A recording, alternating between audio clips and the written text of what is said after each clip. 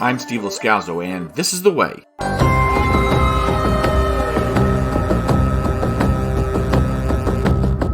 Welcome, and thanks for listening to the October 2025 This is The Way podcast Star Wars news update.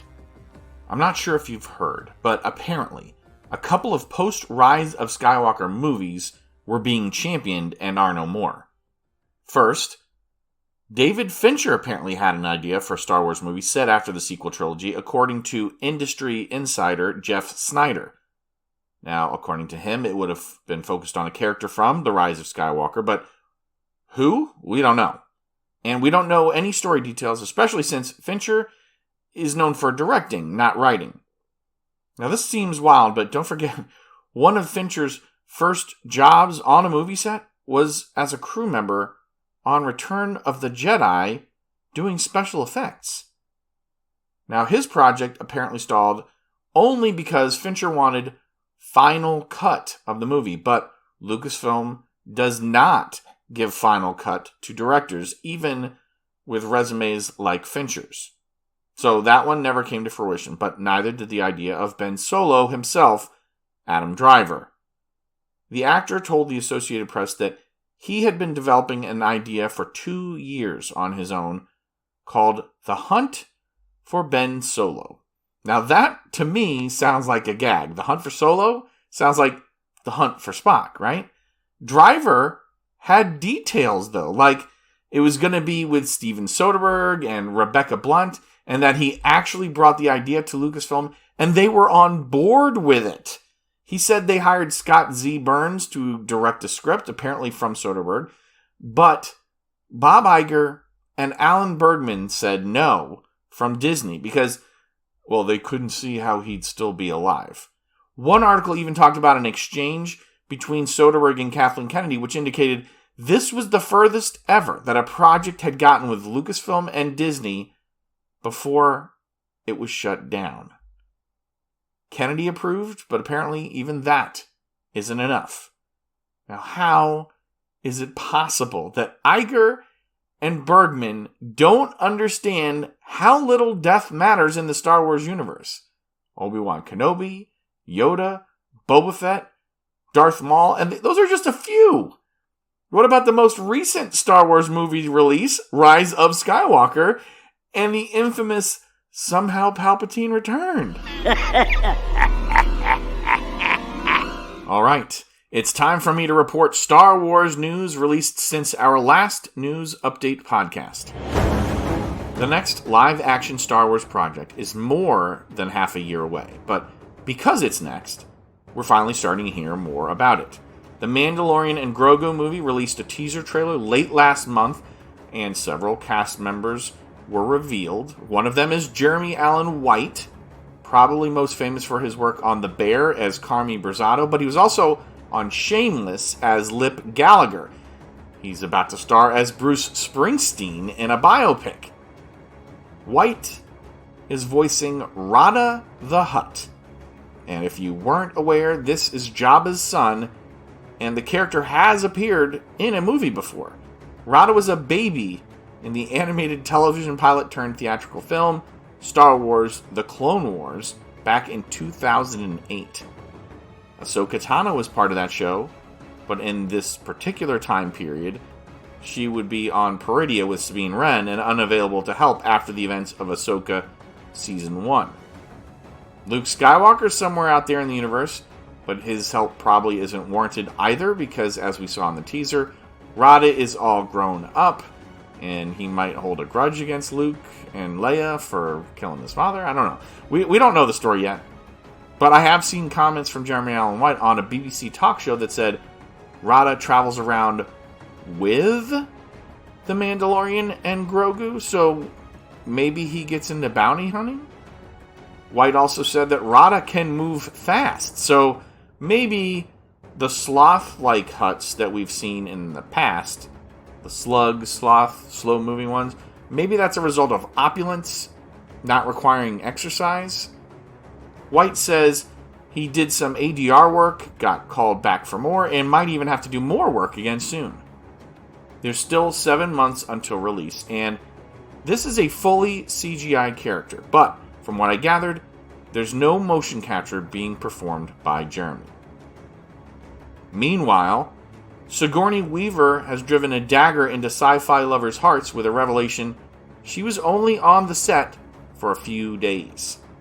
She may not be in the movie for long. She made the comments at New York Comic Con in an interview that spanned her career, but since this is the most recent one, of course it came up. She's playing a Colonel Bishop, who was an officer in the New Republic, an old fighter pilot who came up during the rebellion, but hey, she must have been good if she's still around, right? After The Mandalorian and Grogu, but before Starfighter, comes Season 2 of Ahsoka. It officially wrapped principal photography earlier this month, and it's heading to the post-production phase. The cast made wrap comments on social media. Nothing seems to have leaked through those means, but more and more, cast and crew will be talking with reporters and outlets to get the word out, and then may let something slip. Director Bryce Dallas Howard spoke with a reporter from People magazine and revealed why she keeps coming back to the Star Wars universe. Now, beyond the obvious paycheck, she says she loves it. And with 7 episodes directed across 4 different shows, that would seem to be the case.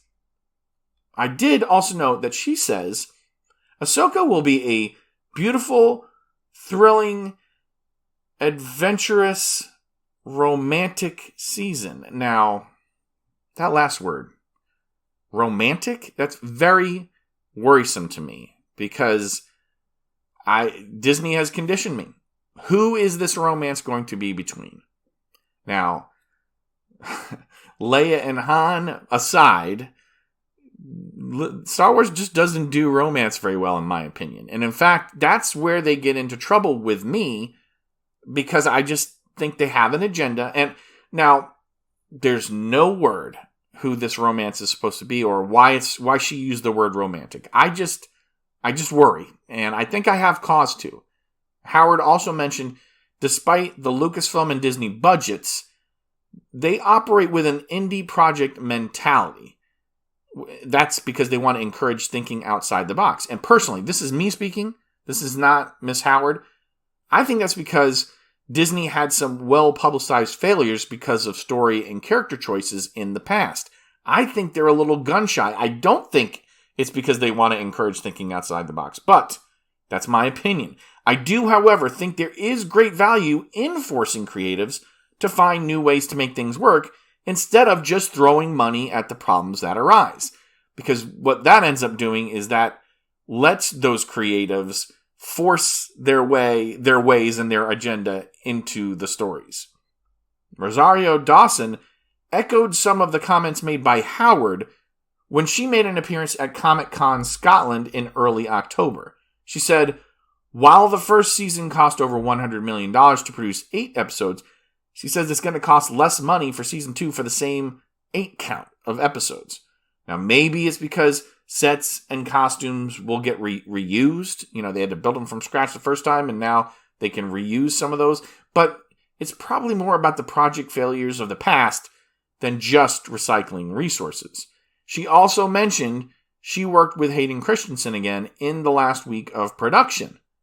So, whether that indicates a return to the World Between Worlds or more holo recordings, none of that has been confirmed.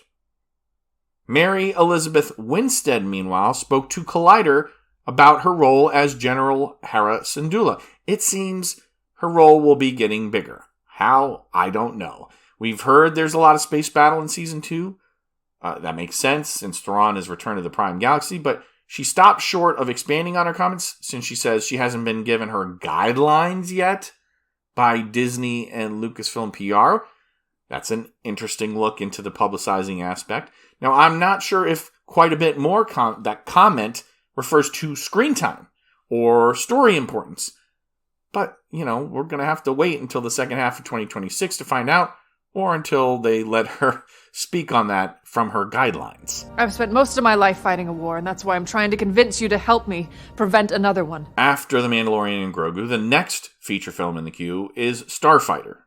And though Ryan Gosling will be the star in Starfighter, you know, a hero is made better by good villains. Actress Mia Goth has praised the script of the movie, where she is supposedly going to be one of those villains. She was interviewed by Elle magazine for her work with Guillermo del Toro on Frankenstein, where she will play Poe Dameron's love interest, Oscar Isaac's Victor Frankenstein.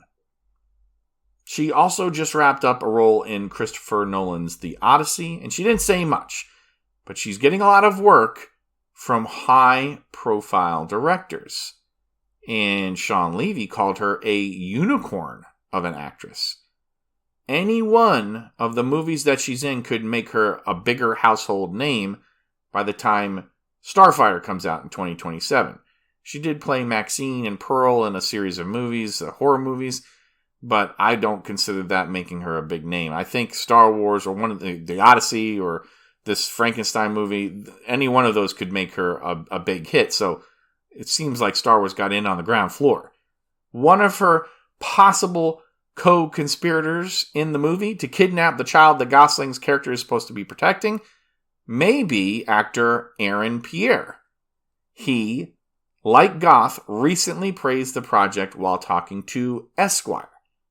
He talked of Levy's passion and that the entire cast and crew is heavily invested in making the movie special. He cites watching The Phantom Menace in theaters as a 5-year-old as a core memory of his, so at the very least, he seems to be a fan, and it seems he'll be starring in a DC movie, Lanterns, as one of Earth's Green Lantern Corps, John Stewart. The only work I recognized him from was as the voice of Mufasa in Mufasa the Lion King from 2024, and 4 episodes of Apple TV's The Morning Show as Miles. I will say, if you notice how people are talking about projects in the Star Wars universe now, it is so much different from, let's just use The Acolyte as an example. No one is putting their foot in their mouth right now. Maybe the PR departments are saying, you know what? Just don't say anything negative about anybody. Just talk about how much you love it, how you were a fan, and let us control the narrative. And that is a much, much smarter way to handle things. They're still going to have to stand on their product, right? But at least they're not setting up fans or critics on the internet before the movie even has a chance to have its first trailer. This is but a taste of the dark side. Star Wars gamers. Last month, I mentioned the leaked Spire Studio work on the Wookiee homeworld of Kashyyyk. This month, there's MP First's reveal that renders of weapons and containers from the original game have been updated with modern graphics. Is this game still being worked on or not? It seems like they're trying to, reinvigorate the project with some people getting excited in the public. I don't know. It looks from the images leaked online that the different items were laid on a cot, maybe in one of the early locations from the game on Endar Spire. A clue for that is in the form of updated graphics for what looks like a chest or a footlocker. I don't know.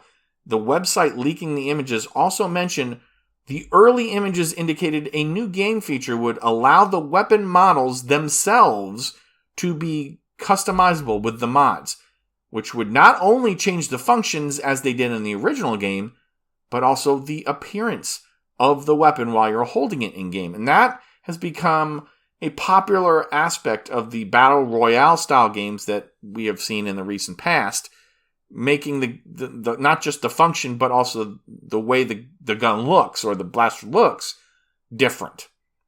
There is another gaming note this month, and this one regards the Quantic Dream project Star Wars Eclipse. I don't want to get people too excited, but it's been a long time since there's been an update, and there hasn't been anything new leaked, but the studio released a blog post saying the game really is still in development. Trust us. And they're eager to show more. This game was announced 4 years ago, and I think I vowed not to talk about it again until we actually saw progress. So I apologize for breaking that promise. The game lost the head writer back in August of 2024, and the studio appears to be working on a game called Spellcasters Chronicles. So I don't know how in development this game that is still in development really is. And I don't know how protection of intellectual property claims works, but maybe the game isn't really dead. Maybe it's just frozen in carbonite for now. C-3PO, Gamorrean God, and Jabba the Hutt playset each sold separately. Collectors. I think I mentioned New York Comic Con earlier in the show. Did I? Well, if I didn't, there were a couple of reveals made by Hasbro there. If I didn't mention it, if you're not a big-time collector, let me just fill you in on some of the things that we know are coming soon, or are already in pre-order, perhaps. The Black Series has a Duel's End edition of Vader from the Obi-Wan Kenobi series. It's a 6-inch figure with a large portion of his helmet destroyed, revealing Anakin's head underneath. There is a Boba Fett with a Temuera Morrison resemblance under a removable helmet. And remember, the Black Series does a little bit better job of photorealism.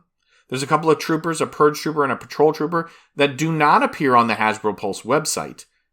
But those were reported by StarWarsNews.net as reveals at the Comic-Con. Late in October, there were additions like a Black Series Quinlan Voss. It's a Clone Wars edition with a green-bladed lightsaber that has 2 interchangeable blades as accessories. So one is the straight green blade, and the other is one that kind of mimics the swinging blur effect. This character is in pre-order for $28.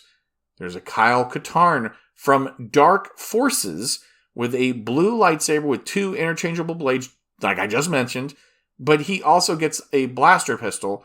It's also in pre-order, also $28. There is a 7th Sister Inquisitor Star Wars Rebels edition. I sense a theme here. She's got the Inquisitor saber that also comes with 4 interchangeable blades, 2 for each mode, swinging or static. And she comes with a removable face mask and ID9 Seeker Droid accessories. Once again, pre-order, $28. The last mention in the Black Series this month is a Tales of the Jedi version of Jedi Master Dooku. Pre-order, $28. Interchangeable blue blades, but also an interchangeable head. I guess they couldn't figure out how to interchange his beard. That's right. There's 2 heads in the same package. One version has no facial hair, and the other one has a beard. Moving to the Vintage Collection, there's a 3 3/4 inch version from Attack of the Clones for Padme Amidala and Shaak Ti. The former comes with 2 blasters, and the latter with 2 lightsabers, one ignited, one without.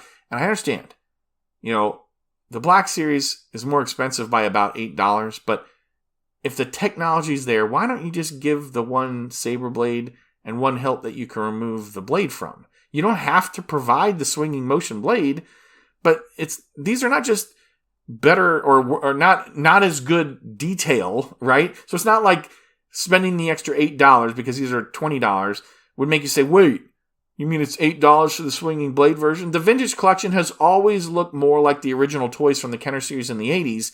The Black Series has been the one that's billed as more photorealistic. But I digress. Moving on. There's a Stranger figure from the Acolyte. Some people love that character, Kamir, but what a mess of a show. $20. Also $20. A Maul figure.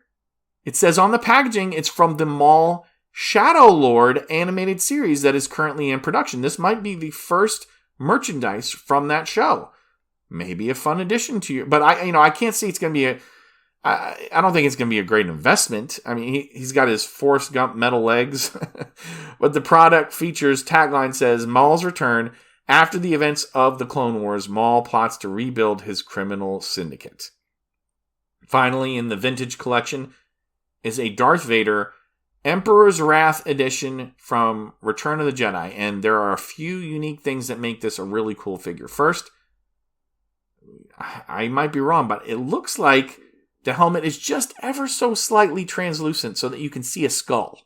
So yeah, like when he was enveloped in Force lightning at the end of Return of the Jedi, which it comes with. It comes with Force lightning as an accessory, and it's molded to his body somewhat so you can pose him with it like when he's saving his son in the galaxy. Also, it comes with 2 forearm accessories. Yeah, one fully capable and one post-Luke chop.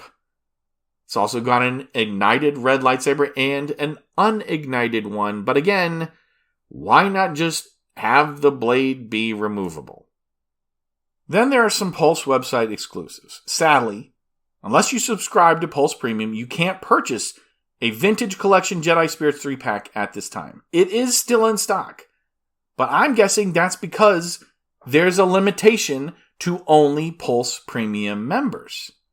It's Obi-Wan, Yoda, and Anakin as they appear at the end of Return of the Jedi. Well, look, they've got the extremities in blue tinged plastic, and a couple years ago I bought a Qui-Gon Jinn, and that effect doesn't really come through in the plastic, but it's the Hayden Christensen version, first of all.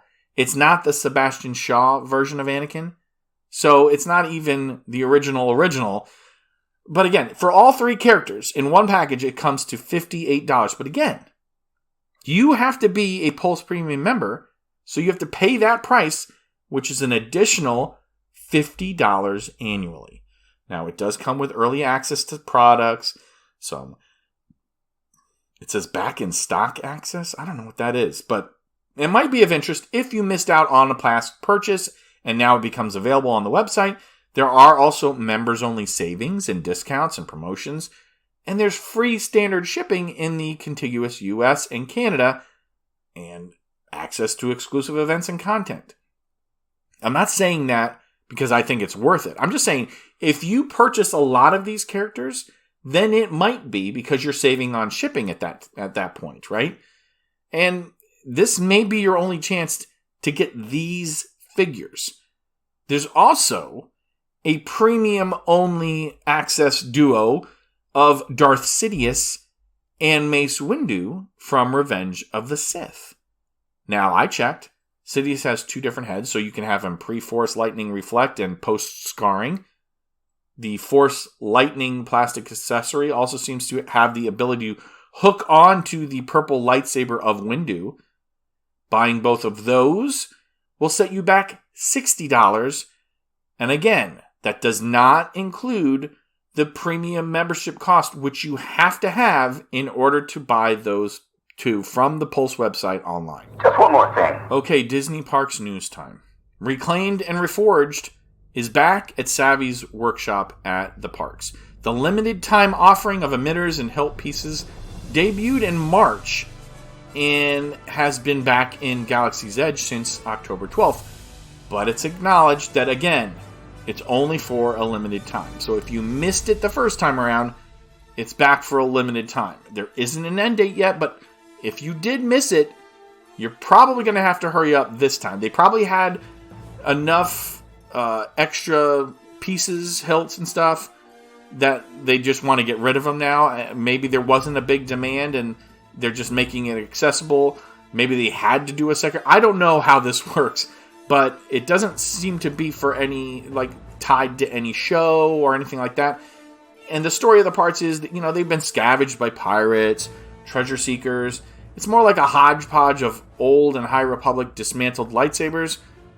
Whether those were willingly done by the Jedi who no longer had use for them, or maybe they were torn apart for parts by less reputable galactic threats. Anyway, the experience is still $250, same as the other builds. So it's not really like it's more money or anything like that. It's just you're going to still get to select 1 emitter, 2 sleeves, 1 switch, 1 end cap, and your crystal, right? But unlike some other Disney premium offerings, the price of the Savvy's Workshop experience isn't going to change if you use those parts. But they're probably also not going to refresh them again. So this time when they run out, probably so will the opportunity. I think we can let him off with the warning this time. If you think I've missed something, you disagree with me, please let me know. Send me email to thisisthewaypodcast@gmail.com. How else can you interact with me? Well, X, Facebook, Instagram, all of those have @thisisthewaypod handles. And there's also a Discord server for the podcast, but I don't use it that much yet. We have a Bible verse again this month, and a longtime listener of the podcast suggested through email that we should call this segment "This is the Word." And I think that's just fantastic. I repeatedly tried to ask AI programs to use a sound clip that I have of "This is the way" and get it to say "This is the word." Instead, I'm not really good at using AI. I tried a whole bunch of different prompts. Trust me, I just couldn't get it to work. So when I do get it to work, maybe this segment gets an official nod. So Daniel C., thanks again. You're always so engaged with this podcast. Even after all this time, you're very supportive. Just through the repeated listenings, I can always count on you. I just really appreciate it. This is the way. So, for This is the Word, for this month, we've got 1 Corinthians 10:31. Halloween, 10:31. So whether you eat or drink, or whatever you do, do all to the glory of God. Now, in the original trilogy, the heroes, Luke, Han, Leia, they navigate a world where choices have been removed from many people in the galaxy. Now, at its core, the saga illustrates this timeless truth. Our actions, no matter how small, no matter how big, they can reflect a higher purpose. Just because we're fighting the underdog role against a giant doesn't mean that we're always going to be successful. But for Christians, the words of Paul in 1 Corinthians 10:31, they call us to live every moment, whether mundane or heroic, for God's glory. So in A New Hope, Luke begins as a farm boy. He's dreaming of adventure, but he's unaware of his greater calling. His obedience to Obi-Wan's call is like a heart open to God's leading. You know, even when you don't know what your purpose is, if you're willing, you can do great things. In The Empire Strikes Back, Han Solo, he's initially shown to be mostly driven by self-interest in the first movie, and then he risks his life to help Luke during the trench run. Then again on Hoth, when he ignores calls to come in from the storm, he instead sets out to save his friend. That shift from selfish behavior to sacrifice mirrors how we can glorify God by aligning our motives with love and service. What about Leia? In Return of the Jedi, Leia's leadership and courage shine as she fights for freedom against the Empire. She sacrificed this life of royalty and privilege to get down and dirty, but she's always got that love and compassion. And in fact, her ability to interact with creatures she's never met before, the Ewoks, I don't know if there's some off-canon thing where she does meet the Ewoks before, but her resolve, her heart of service, whether she's strategizing, wielding a blaster, talking with the locals, it reflects this commitment to a cause that is greater than herself. Glorifying God, according to 1 Corinthians 10:31, well, it just means bringing our best to every task, whether it's leading or serving, knowing our efforts contribute to His kingdom. The Star Wars heroes remind us every action counts. Luke's training, Han's loyalty, Leia's bravery, all those characters on Andor, everything shows us how ordinary and extraordinary moments can serve that higher purpose. Likewise, 1 Corinthians 10:31 challenges us to dedicate every aspect of our life, work, relationships, even daily routines, to God's glory. Now, if the words here today have stirred something in your heart, I hope you will seek out more biblical truth instead of relying on what the world continues to say about the Bible and God's Word. Maybe you're not a believer. Maybe you believe something else. But if you are a believer, you know how important it is to bear the fruit of the righteous in your daily life. Now, if you're not, consider just for a moment, what if you're wrong? What if you're ignoring a call that you feel deep inside because it doesn't affirm what you want? Is there a greater purpose for which you're called that you're ignoring? Anyway, I suggest you pray this prayer, and it won't work if you just say the words. It's not a magic spell. But if you get your heart right and you pray this, Heavenly Father, thank you for calling me to live for your glory. Help me see every moment as an opportunity to honor you, whether in small tasks or bold steps. Guide my heart to reflect your love and purpose in all I do. In Jesus' name, amen. Now, if you're not a believer, again, it's not a magic spell. It's not going to do anything. You have to pray to accept Jesus into your heart. You have to believe that you are a sinner and that only Jesus' sacrifice is going to save you from eternal damnation. I know that sounds, why does God make me do that? Well, maybe this is just one of your first steps into a wider galaxy out there. And I hope you'll continue to listen and you will continue to seek out other biblical. Dr. David Jeremiah is a great one. Charles Stanley, Alistair Begg. Go and listen to some of those podcasts and maybe you'll hear something, because I don't think I do a really good job of it. I failed today, as a matter of fact, in my Christian witness with my own children. I am not perfect, and you never will be, but we can try and strive to be better every day. And like 1 Corinthians 10:31, we should do it all for the glory of God. He speaks the truth. Thank you so much for joining me for This Is the Way Podcast's October 2025 News Update episode. And thanks again for being part of This Is the Way Podcast's audience. I'm your host, Steve Lascazzo, and may the Force be with you always.